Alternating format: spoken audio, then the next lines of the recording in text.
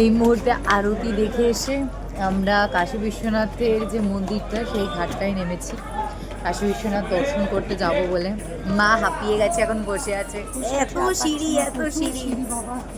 আগের দিনে মানুষরা তো বুড়ো বয়সে উঠতো না, ওই জন্য সব বড় বড় সিঁড়ি বানিয়েছে। ওই ইয়াংদের জন্য বানিয়ে রেখেছিল, বলো বুড়োরা যেতে উঠতো না, এক্সারসাইজ হয়ে যাবে। এক্সারসাইজ হয়ে যাবে সেই। না না, মায়ের সিঁড়ি দ্বারা ভাঙানিও মা হেভি ছোটে, এত সিঁড়ি ওঠা সম্ভব নাকি। মা প্রদীপও জ্বালিয়েছে।